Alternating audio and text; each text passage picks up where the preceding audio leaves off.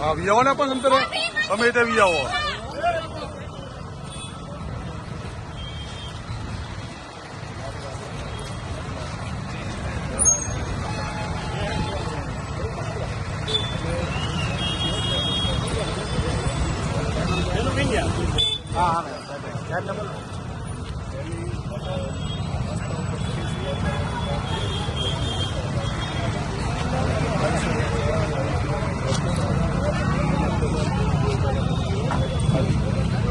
તમામ ધર્મના 18 વર્ષના લોકોને આસ્થાની સાથે જોડાયું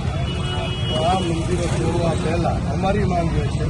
કે 2400 જેટલી અવૈધ ઇમારતો ગેરકાયદેસર ઇમારતો આ ગામની અંદર આ શહેરની અંદર છે ઓન પેપર છે ગેરકાયદેસર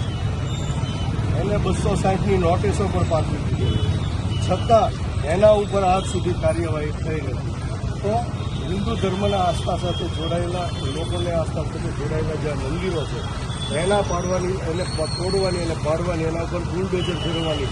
જે આ પ્રવૃત્તિ થઈ રહી છે એ બિલકુલ ગેરકાયદેસર છે અને હિન્દુ ધર્મની લાગણીને ઠેસ પહોંચાડવાનું આ કૃત્ય છે એના વિરોધમાં અમે આ માગણી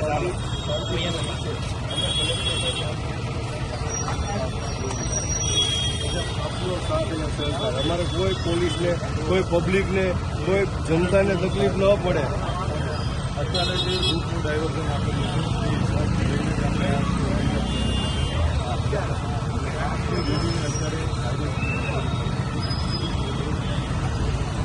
પણ મંજૂરી આ લોકો જો આ બંધારણ છે આ દેશની અંદર લોકશાહી છે કોઈ પણને એક મિનિટ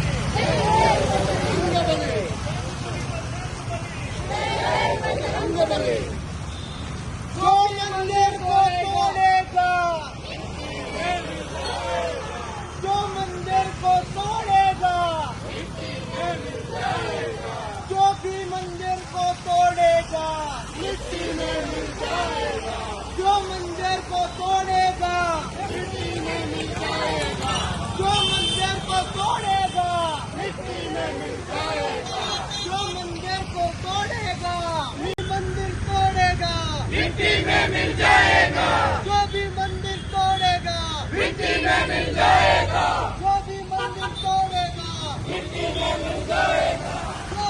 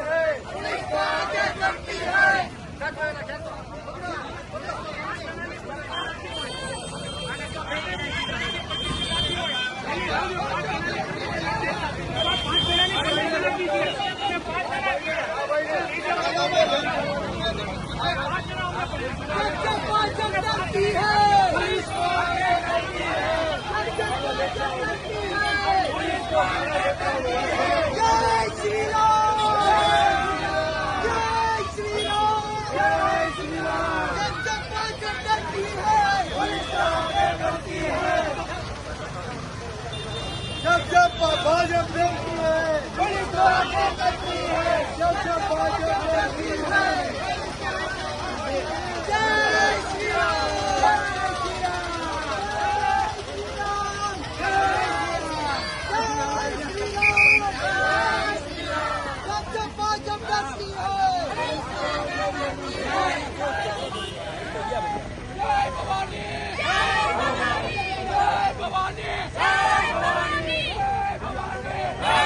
डरती है, जब भाजप डरती है,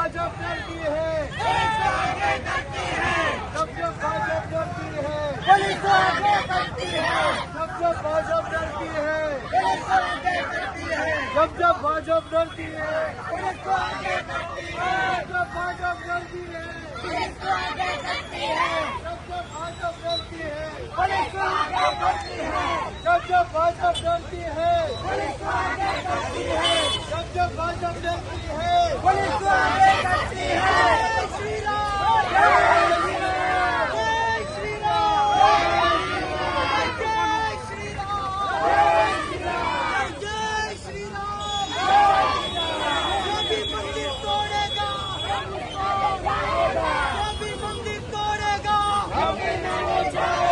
जो भी मंदिर तोड़ेगा,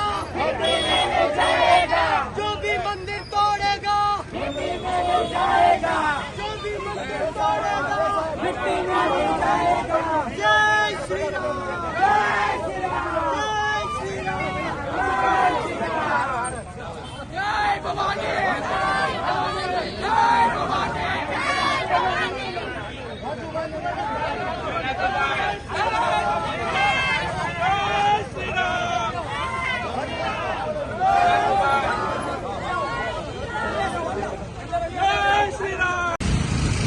આજે ભાવનગર ખાતે આમ આદમી પાર્ટી ભાવનગર શહેર અને જિલ્લા દ્વારા જે રીતે આ ભારતીય જનતા પાર્ટીની સરકાર અને આ તંત્ર દ્વારા ભાવનગર શહેરની અંદર અંદાજે 394 જેટલા મંદિરો, ધર્મસ્થાનોને, ધાર્મિક સ્થળોને ટાર્ગેટ કરી અને હિન્દુ ધર્મના લોકોની, સનાતન ધર્મના લોકોની આસ્થાને ઠેસ પહોંચે, આસ્થા તૂટે એ પ્રકારે પોતાને હિન્દુ વિચારધારાની પાર્ટી ગણાવતા, હિન્દુ ધર્મના નામે, રામના નામે, મંદિરના નામે મત માગતી ભારતીય જનતા પાર્ટી આજે ભાવનગરની અંદર 394 મંદિરોને, ધર્મસ્થાનોને એને પાડી દેવાની, એને ડિમોલેશન કરવાની, એના ઉપર બુલડોઝર ફેરવવાની જે નોટિસ આપવામાં આવી છે એમાં હનુમાનજીનું મંદિર હોય, શંકર ભગવાનનું મંદિર હોય, મામાદેવનું મંદિર હોય, ખોડિયાર માતાજીનું મંદિર હોય, મેરડી માતાજીનું મંદિર હોય, આ તમામ મંદિરોને પાડી દેવા માટેની જે નોટિસો આપવામાં આવી છે એના વિરોધમાં આજે આમ આદમી પાર્ટી આજે કલેક્ટર સાહેબ અને કમિશનર સાહેબને આવેદનપત્ર પાઠવવામાં આવ્યા છીએ.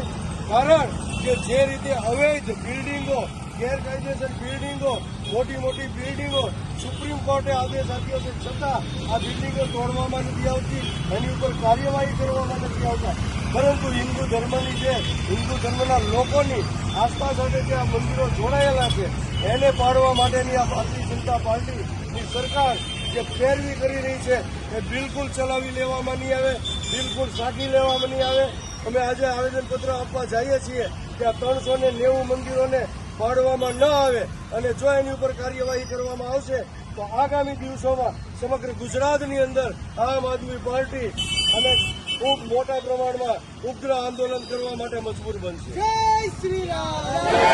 શ્રી રામ, જય શ્રી રામ, જય શ્રી રામ. બજરંગ બલી, બજરંગ બલી, જય જય બજરંગ બલી, બજરંગ